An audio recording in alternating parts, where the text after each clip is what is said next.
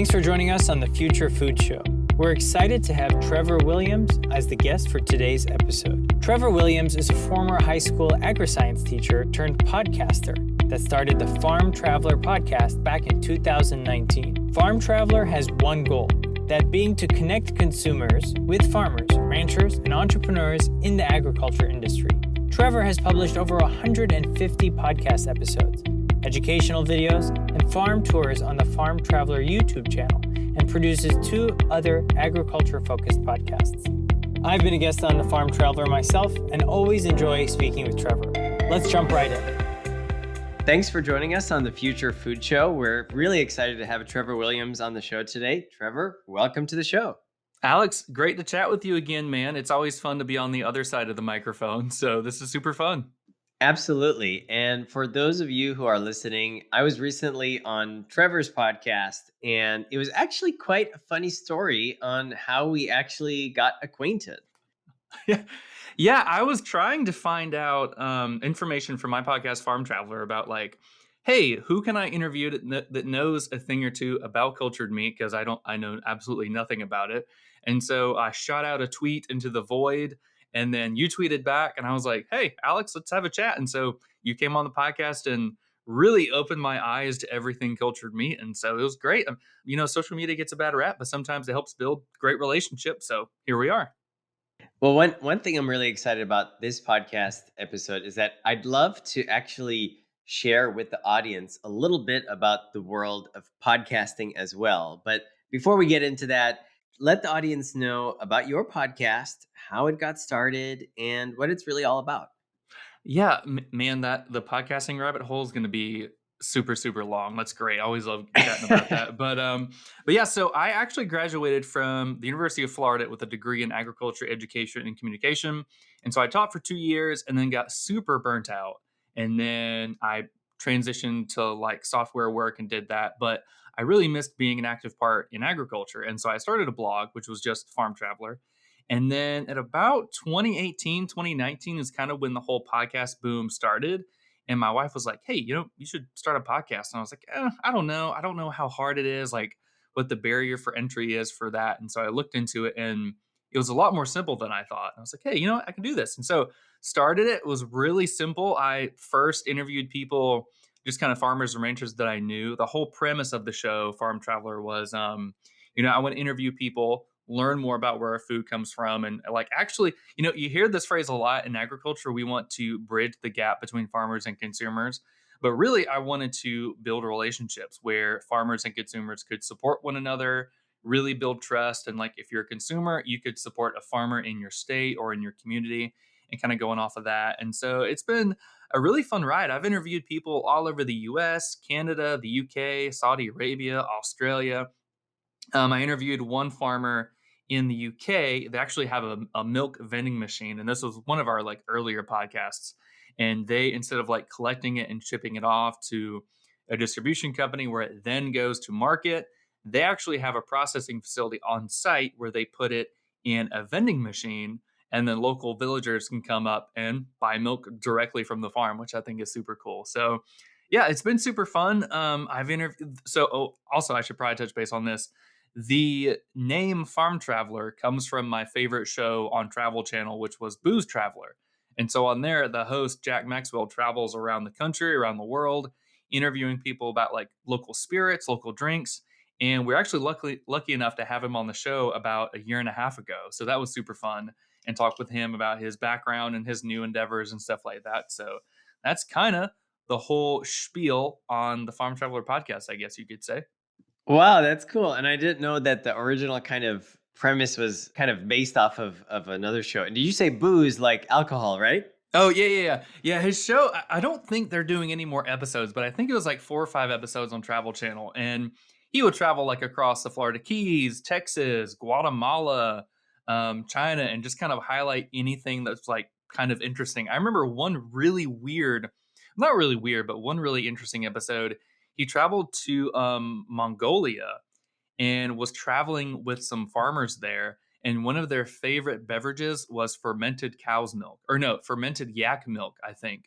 And he was like, "This sounds really weird," but he tried it. And he was like, "It's actually pretty good." And I was like, "Oh, that's interesting. Okay." So it's kind of cool. Like he kind of sheds light on things that you might not know about and kind of the whole alcohol drink kind of sphere. So that was really fun. Wow, that's cool. Well, we'll be able to link that episode specifically, as well as kind of the overall website, which is thefarmtraveler.com, in the show notes, and of course anywhere you could find podcasts, the links will be in the show notes. So that's really cool. And I'm seeing now that you're close to 149, 150 episodes. Is that right? Yeah, so we've done almost 150 like normal interview episodes, and then I've done a couple of other episodes which are like Farm News Friday, or I did this segment about a year and a half ago. It was called Ag 101, and every couple of months I would kind of take like a high concept thing like the food supply chain and kind of break it down, or even something like hydroponics or carbon sequestration and stuff like that. So kind of bigger episodes I would kind of put in the little Ag 101 context, or even Farm News Friday. But yeah, almost 150 episodes. It's weird. It doesn't feel like I've been doing it for about like 3 years. It feels like it's only been a couple of months, but it's been super fun. And so, I'm hoping we get to do another 150 episodes, or even guesting on other podcasts, which with yours, which is always super fun to get on other niche podcasts and share what's going on.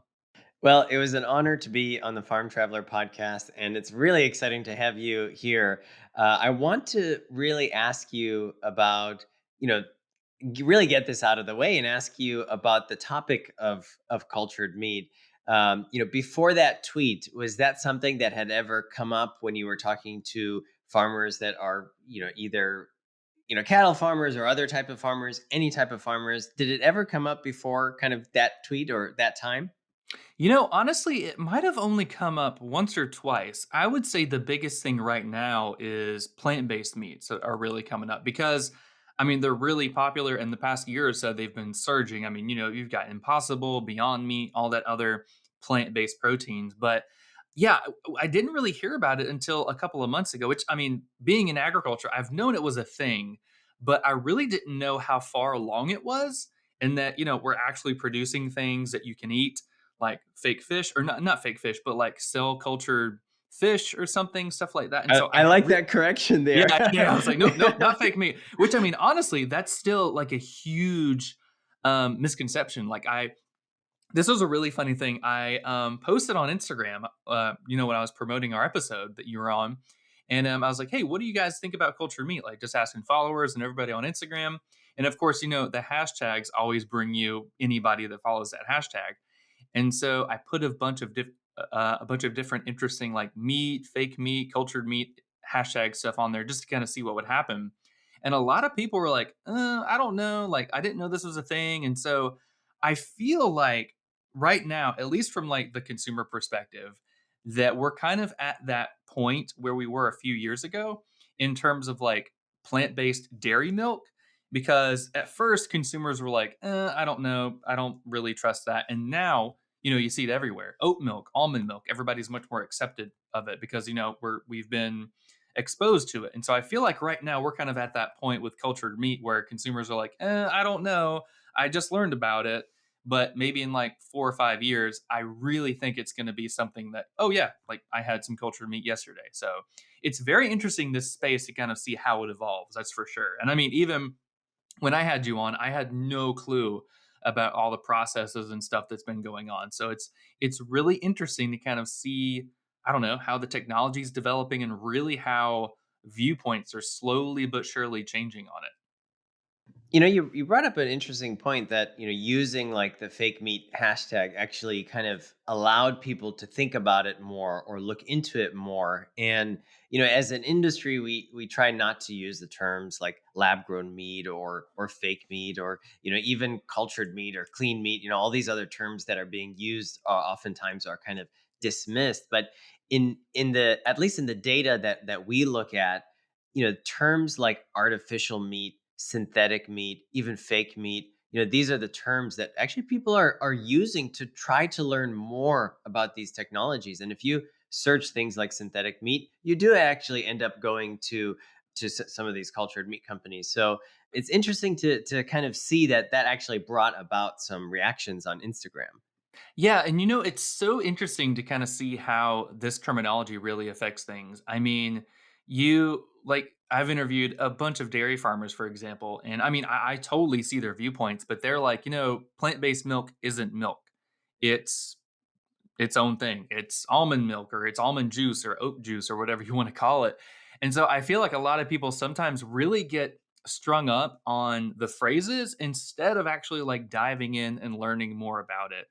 And I mean, yeah, it's very interesting to just kind of see like, oh, I think cultured meat is fake. I'm going to just Google fake meat and see what happens. And then maybe they might stumble upon plant based meat or cultured meat and just kind of learn about that. So I love just kind of, I don't know, I love the psychology behind food and phrases and stuff like that to kind of see how something like cultured meat, somebody is going to get really turned off by that. But then once they actually look into it and do research, they're like, oh, wait a minute, the context of this actually makes a lot of sense. Like I get why it's cultured meat. I get that it's a real meat being grown differently. Like I understand it more. So I feel like once you get past that kind of biased, you're golden. But I feel like that's the really hard part to do, which I mean, that's kind of like everybody right now. You got to get past that biased.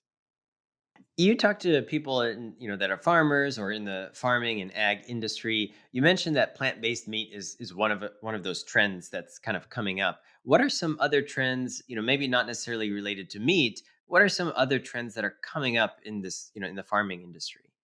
Oh man, I would say, especially because of COVID, the whole direct to consumer thing has really been accelerated. Because, so I mean, a quick little story like around early 2020, restaurants, everything started shutting down, businesses were going under, the whole food supply chain was messed up.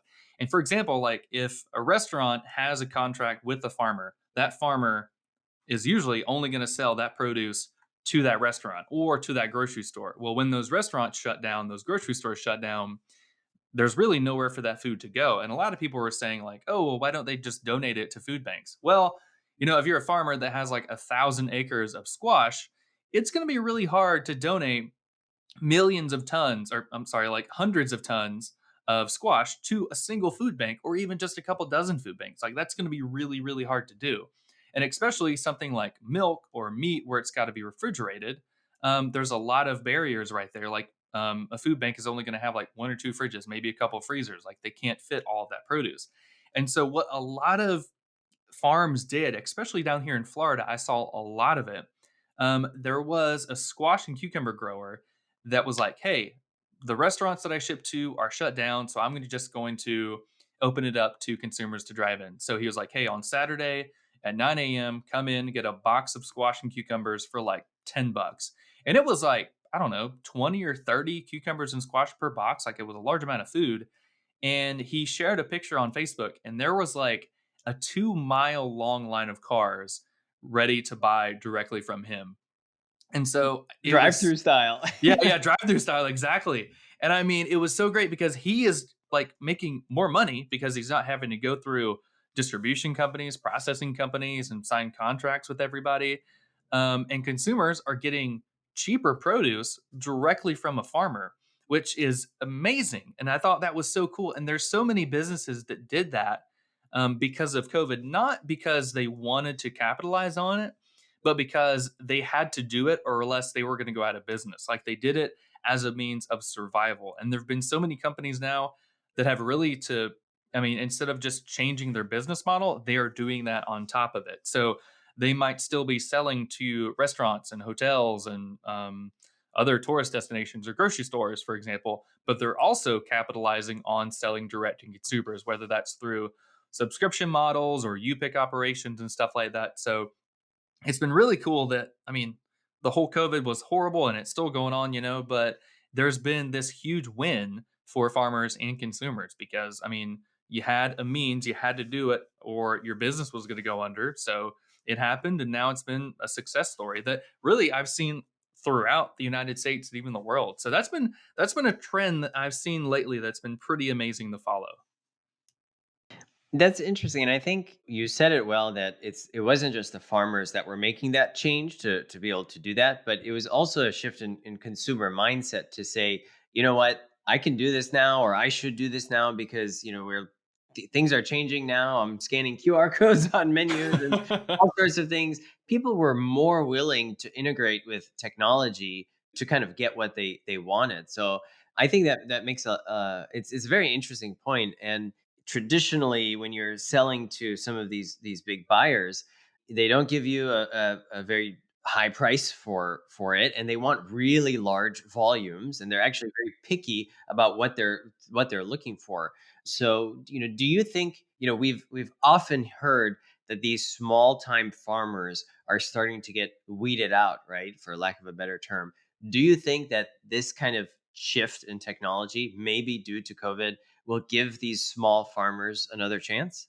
Oh, absolutely. I really think it'll give them a chance because I mean, it's really come about like you really, once you find your market, once you find your ideal customer basis, you'll be fine. And I mean, especially as people are really trying to buy locally sourced meat, locally sourced produce.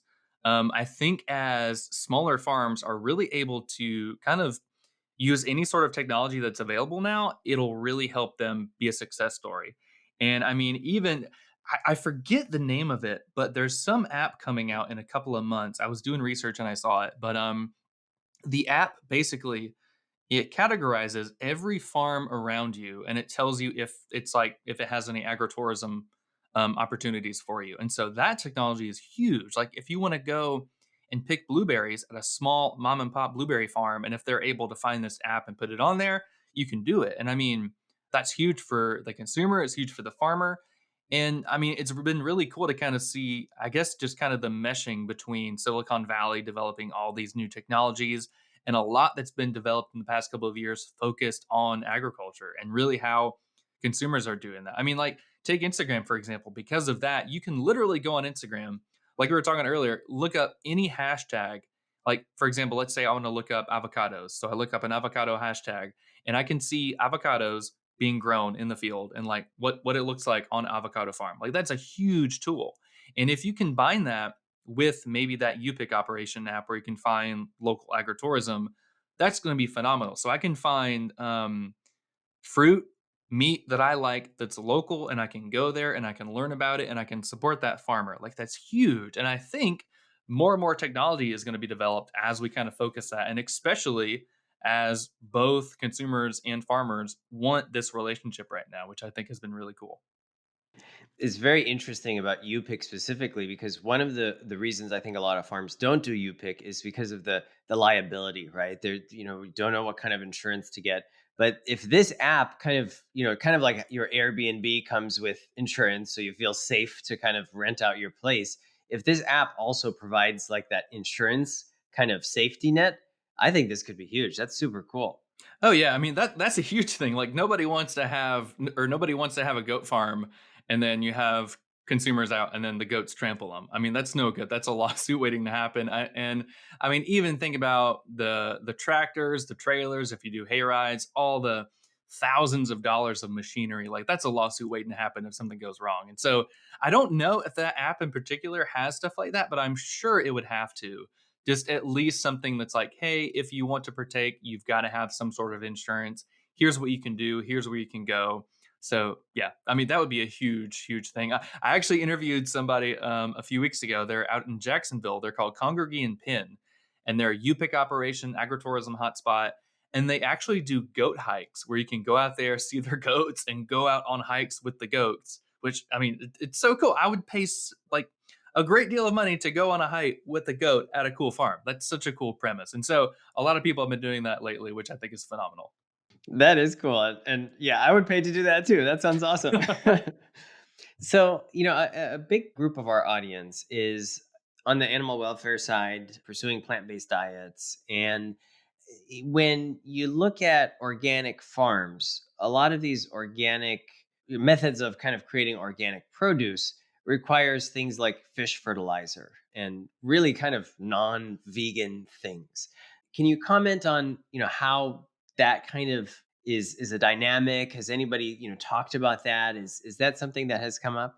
Oh yeah, that man, that's a huge one. I had an animal science professor at UF, and he said he was like, you know what? Everybody thinks that the real world is like Disney, where animals talk, they sing, They're completely like, sentient. They could talk, everything like that.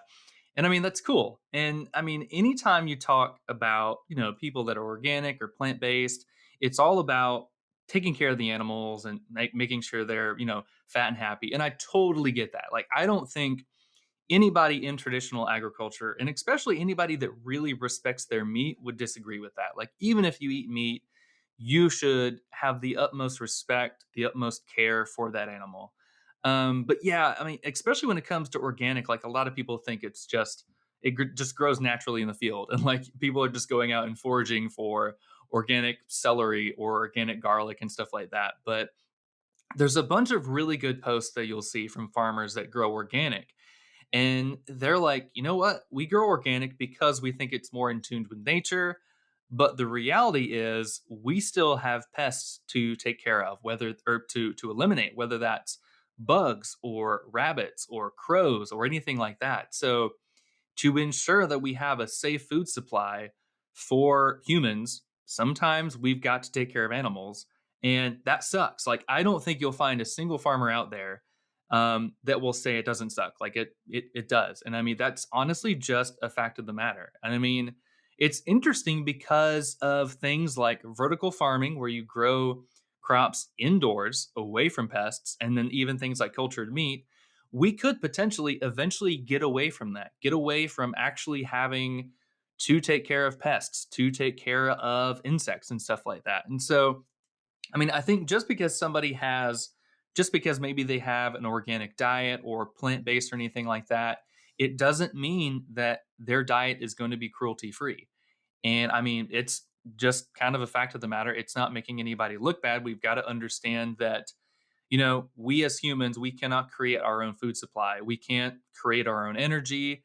And I actually so there's a show on Netflix called Chef's Table, and it does a phenomenal job. They basically go around the world and they go into the kitchens of Michelin star chefs, and they kind of just see how they got their start, their backgrounds and stuff like that. And there was this chef in, I think, Brazil, and he was talking about how he had this beautiful quote, and I'm going to totally butcher the quote, but it was something along the lines of, every time you eat, it's involved in the circle of life. Like, for example, whether you take a strawberry or a beef cattle, like a steak, anytime you are ingesting food, you are eating something that at some point was alive.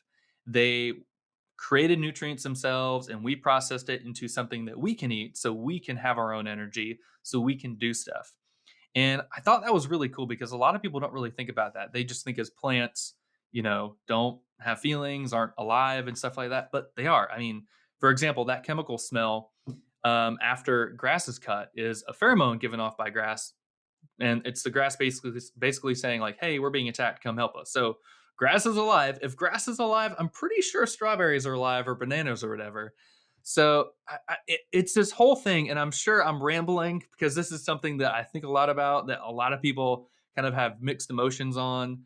But I don't know, it's very interesting because anytime we eat, there's going to be some sort of sacrifice there. And I mean, whether you're plant-based, keto, organic, whatever, if you're on the carnivore diet, whatever. So I think the important thing here, though, is just do your research and don't food shame anybody. Like, whatever anybody's diet is, whatever their dietary guidelines is, don't shame it. Just do your own research, as long as, from factual, good, cited resources and stuff like that. So yeah. What do you think about it? I'd love to get your thoughts on it too.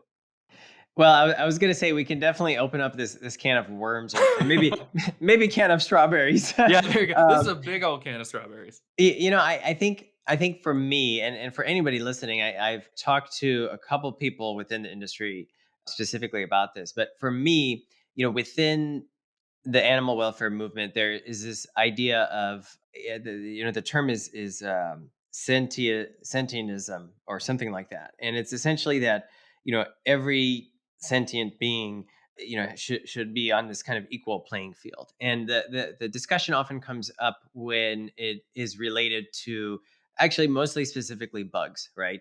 And the idea is like, is killing a dog the same as killing a cow, the same as killing a fly, right? And the idea is that these are all living sentient beings, and they're on the same playing field. But I think that's something that I'd love to, well, one, I'd love to get your opinion, but two, I'd love to kind of, if you're listening to this, give us your feedback. Like, what do you think? Because when you go out for a drive, you could actually be killing a lot of animals, a lot of bugs on the way to wherever you're going. And there's this fine balance of living and being able to be kind to the creatures around you. If you actually dig a little bit deeper and be very specific, it's very hard to do things without killing any animals, right? So having them all on this equal playing field, I think, is very tricky. And I think that's the discussion I'd love to bring up. But I mean, I'd love to kind of hear your thoughts on this. Yeah, I mean, that's such a good point too, because I mean, at the same time, like, if killing a dog is the same as killing a cow, is the same as killing a bug, like, what about if you're vegan and you don't eat cows? Well, you have a leather purse, or you have makeup, or you have marshmallows. Like, I mean, animal products are so ingrained into what we do now, whether that's even just our products, making plastic or whatever. And so, I mean, I think it's fine to use those products, but I mean, the thing is, as long as the animals are cared for. I mean, there's a great psychologist named Temple Grandin, which you might know about. A lot of people know about her. She is a phenomenal scientist and animal behaviorist. And the amazing thing about her story, I looked her up on Google just to double check everything, but she actually has autism, but for, I don't know, like, she's 74 years old. So for like 40, 50 years, she has been just spreading awareness over how important it is to care for animals before we process them, before we turn them into beef or leather or whatever. And it's so phenomenal just listening to her story and just kind of talking to her about, we changed a lot in agriculture so we could really focus on the animal psychology to make sure that they are happy and healthy. Because the thing is, if those animals aren't happy and healthy, they're not going to produce, they're not going to grow, they're not going to weigh the specific amount they should before harvest or before slaughter and stuff like that. So just as much as you've got to care for plants in your fields, you've also got to care for the animals in your fields so that they can produce, so that they can grow. And so, I mean, I think it's totally fine that, we eat animals, that we have products that have animals in them. But no matter what, like, whether it's here in the United States or Australia or Brazil, we've got to make sure we're doing it in a kind manner. We're taking care of them, but also kind of along the big picture, we've also got to do it in a very sustainable way. Because I mean, like, you'll hear stories of like Brazil where they're cutting down the rainforest to put up more beef feed operations, or cattle finishing operations. So I don't think we should do that. Like, we should make sure that we're doing it in a careful manner, in tuned with nature, like rotational grazing or something like that, where we're caring for the animals, we're caring for the land, we're really caring for everything, and not, you know, just producing as much as we can. Like, we've got to do it in a very, very careful manner. This is super interesting because so I've looked into Temple Grandin and the idea of animal welfare. And to be honest, when I heard about Temple Grandin's kind of we could call them advancements in animal welfare, it was a little bit shocking to me because to me, I was coming into this without experience in the agriculture space. And to me, kind of making sure that, for example, a lamb is maybe stunned to be killed, right? Or maybe a swift kill versus a painful death, right? To me, that was actually not animal welfare, right? Because I felt like, sure, it's if you're gonna do it anyways, then it's better to do it quick or painless as possible. But that's where I kind of realized that within this segment, there's animal rights, and then there's animal welfare, where Temple Grandin falls into animal welfare, where you implement these safe practices. I think another example here is cage free eggs, right? Whereas like these chickens, even though they're not in battery cages anymore, they're still in horribly confined spaces. And so I think if there is this kind of this line, right, where I would say kind of I fit on this line is what we see in animal agriculture, I guess industrialized animal agriculture, where you have thousands of tens of thousands of cows, and they all go to slaughter in these either big machines or factories. I would say that needs this, huge radical change. But then again, I've spoken to farmers where they have a very small farm with just a few head of cattle, and it's completely regenerative. I feel like that could be the future. Whereas, saying animal welfare is still kind of stunning the lamb before it goes into, this huge slaughter facility. I feel like, that is something that should change. I'd love to kind of get your opinion on maybe, more general animal agriculture. Yeah, sorry, industrialized animal agriculture. Do you think we need to change it? Oh, yeah. I mean, I really do, because I mean, I agree with a lot of the points you're saying. I heard a farmer, this was years ago on one of the podcast episodes. She said that there was this old time farmer in her county that would always say, like, consumers don't need to know what goes on a farm. Like, they don't need to know what happens. They just need to get their food. But I really feel like that was the perspective centuries ago, because now, especially with social media, it's so easy to show what's going on. And so for the past couple of decades, because of that, because of the internet, I feel like more people are really, they've gotten aware of what happens, like, how we might slaughter cows, sheep, how the growing conditions of pigs or chickens are. And I mean, the thing is, like, sure, there's a lot of improvements that agriculture can make. Absolutely. There's a lot of improvements that they have already made, especially animal agriculture.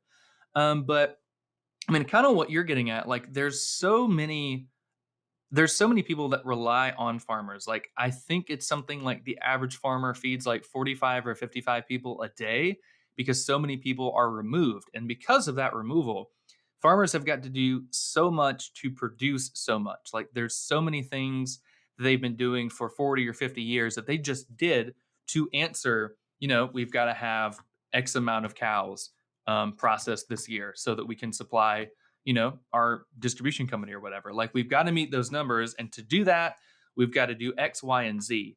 And so I think there's been this shift the past decade or so where, states like California, for example, are banning the use of farrowing crates, for example, for cat or for pigs. So farrowing crates, for example, there's gestation crates and farrowing crates. So gestation crates are when pigs give birth, and basically it doesn't allow the mom to move around. The reason being because if the mom could just walk around the pigs, she would most likely crush the piglets, because she's not paying attention. The piglets get in the wrong way, and a mama pig is a really big pig, and the piglets are really tiny. So I mean, that's a very simple squash. But I mean, that sucks. Like, are they doing it for the well-being of the mom and the piglets? Yeah, but it really sucks for the pig being in that small confinement area. And even like cage-free eggs, it's great that they're not, in cages anymore, because it with caged hens, they're in such a small area that there's like three chickens in there, and the conditions are just really bad. But they're doing it to meet the quota of getting so many eggs produced. But I'm sure there could be so many more better ways that we could do it. And I mean, I think the thing is, especially with the rise of technology and just more people being involved and really being vocal, I think that we can really have some really good answers here. And so I think the thing is, at least a shift that we all kind of need to do is not really just kind of do a blame game, but just be like, hey, why is this happening? How could we improve it? And I've seen a lot of farmers do that. I've seen a lot of people, if a lot of consumers do that. I mean, there are some organizations like PETA, for example, they're really on the animal rights side of things. So most of them are thinking that animals all need to be free, like even dogs and cats we don't need to have as pets.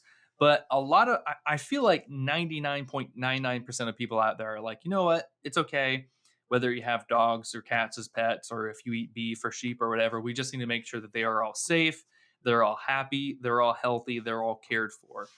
And so I think as we continue to develop new technologies and more people are aware about what goes on at a farm and what we've been doing in the past versus what we're doing now, I think it'll be interesting to see.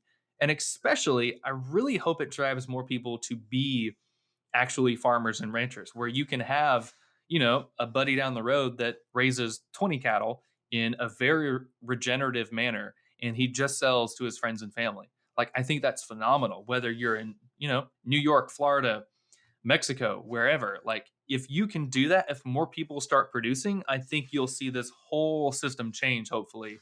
Um, Yeah, which I think is going to be really cool because I've seen a lot of people slowly but surely go back into the farming side of things. I mean, I don't know the numbers, but I would say a lot more people, especially again because of COVID, they're like, you know what? I'm going to quit my day job. I want to go work on a farm, or I want to go work on a ranch, or I want to do something outside. Like I want to do something that's more in tuned with nature, or something that, I feel more primal towards. So I don't know. I think it's a very interesting thing, but I think more people need to be willing to have this discussion instead of just turning off to it and just being like, no, I don't want to talk about it.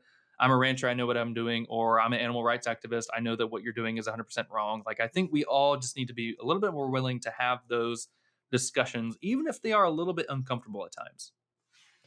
I like that. And I think what you did a very good job of shedding light on is that it is a very complex issue. And I think I'm reminded of a quote from a former guest, Josh Balk, who kind of said that, there is no executive of a meat company that goes to their office and thinks, how can we kill more animals? Like nobody's thinking Oh, that, yeah. right? Hmm. Of course, maybe they have to make business decisions that end up going that way, but nobody actively wants to do that. So I think that's important to note. There's two more things I want to talk about. One thing you touched on was, we could be solving these problems by having more people interested in farming. And for in the past, it was a very kind of exciting job opportunity to become a farmer. But nowadays, especially smaller farms, has become increasingly difficult. Do you think that's getting popular again? Is being a farmer is something that somebody is on a small scale is it's getting popular to do? I think so. I mean, you know how fashion kind of comes in trends, like, I don't know, bell bottom jeans or whatever. Now it seems like all the celebrities are wearing them now when they used to not until, like, I don't know, it was the 70s and now it's the 20s. I don't know. So fashion's weird, but I feel like maybe careers are kind of that way too. Like it was really cool maybe a decade ago to go into the whole tech business, to get an IT job or a software development job. Well, now people are kind of, they may still be doing those jobs, but maybe they're geared towards agriculture, they're geared towards farming or whatever. I mean, maybe they inherited some land and they want to go work that land, which I think is phenomenal. But I think one of the big issues is that, the population's increasing, the number of homes and communities are increasing. So the number of farms and available farmland has been increasingly going down, which of course is going to make things really tough for producing food, but also for people that want to be active in agriculture. And so I think even with that, there's still a bunch of people out there that, have started gardening, or they've started going to farmers markets, or maybe even just going to U-Pick operations like we talked about earlier, where they can have maybe a small role, but still a role in their food. And so I think hopefully that trend continues, and hopefully more and more people can, start homesteading or something like that. I mean, I know my wife and I, for example, we live in a community, but we can't, have livestock, but I really want to get chickens. And so I've looked it up in the bylaws. You can have chickens as long as it's okay with your neighbors. So I think that'd be something super fun that we could do down the road. I mean, we wouldn't be quote unquote farmers, but we would have some sort of connection with our food. We could give eggs to our neighbors. I mean, some of our neighbors are super chill, but we have some older ornery neighbors, so I'm pretty sure we wouldn't tell them that we have chickens.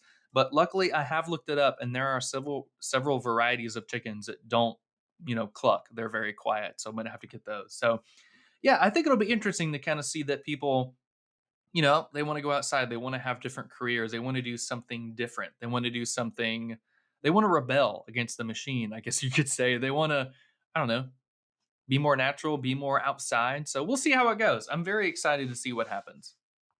Yeah, and I like the idea or the example of the chicken in the backyard, because those chickens I'm sure will have a really fantastic life compared to the chickens and even the cage free eggs. And so it's interesting to think it's not just about people getting into smaller farming situations or farming jobs. It could be a huge range of solutions that end up contributing to really better practices overall. Oh yeah, I mean, now imagine you live in like a big city, and maybe, well, not like a big city, but like a little community, and like maybe every 3 or 4 neighbors has 3 or 4 chickens, something like that.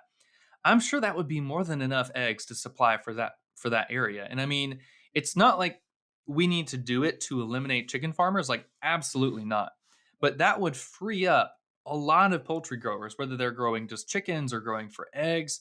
It would free them up because they wouldn't have to meet a quota. And so they could change up their operation a little bit to focus more on growing, I don't know, some very specialty eggs or specialty chicken or something like that, to where they're not focused on numbers. They're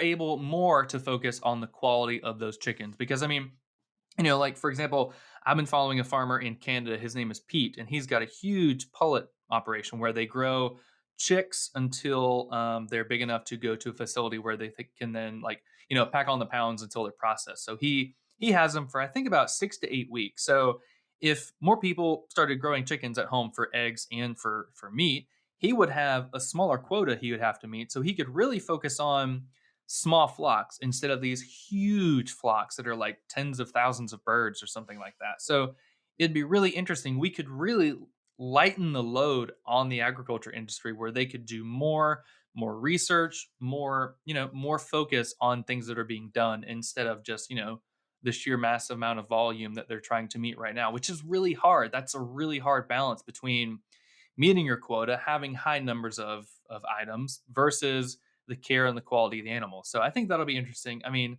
I think it'd be fun. Have more people have more chickens in backyards, have more cows. I think that'd be super fun. I mean, more kind of along the lines of how things naturally should be. I want to shift the conversation towards indoor farming and kind of having, maybe vertical farming from a standpoint in urban areas. I want to say that, it seems like, we've been reading about these indoor farms or vertical farms or, highly, farms and vertical farms in highly dense urban areas for a long time. And there are a few that are starting to pop up, but it seems like it's not moving fast enough, or at least that's how I feel. Can you elaborate or comment on why this is not kind of a bigger deal, and we're still kind of relying on farms in the way that we do? Yeah, so I've done a bunch of research on indoor farming because I think vertical farms, indoor farming is phenomenal, and I really think it's kind of the future.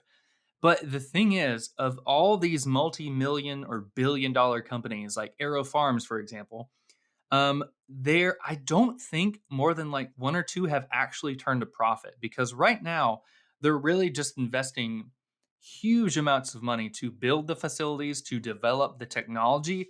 For example, I think Aero Farms, they partnered with a lab that is then developing technology for drones.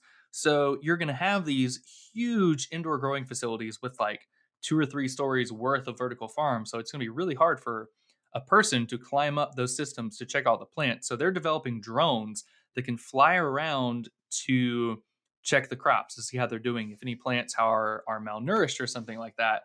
And so I think the problem is that we're still kind of in that the infancy phase where we know it can work, we know it's viable, but maybe we're trying to focus too hard on making it the end all be all right now. Instead of just making it an additional way to grow food, I feel like a lot of investors are betting for this to replace traditional agriculture, which I don't think is ever going to happen. And I saw this really, really interesting research article basically comparing different vertical farming techniques versus row crops. And you know, a lot of thing with row crops, you hear that there's like a lot of evaporation of the water, a lot of chemicals being used. But in terms of sustainability and the impact on the environment, it's actually more efficient to grow row crops, because vertical farming, in terms of producing the materials to, for the building, for the hydroponic systems, for the drones, and even lighting the building, lighting or powering up the water pumps and everything, that still has a much greater impact on the environment, the energy demands, because the energy demands are much greater than the input demands for traditional agriculture. And so I think again, if those people in charge of vertical farming change the shift, instead of using it to, oh, we're going to do this and just completely put traditional agriculture out of place. That's not going to happen. They need to change the shift and just say, hey, this is a very sustainable way once we get it down perfectly. Let's go ahead and start producing it. And let's just focus on, showing everybody what it can do and bringing products to consumers instead of just showing what it could potentially do. Like people really want to see the product. Like for example, I think Aero Farms right now, they're in New York, but you can only buy them within like an hour radius or something, which is super small. And that's a multi-billion-dollar company. Yet, I mean, they've got all this infrastructure, they've got all this investment, but they haven't turned a profit. And it's been very interesting to see where that's been going. And so I think we really need to change the shift a little bit and kind of just say, hey, this is another way to do things. Check it out.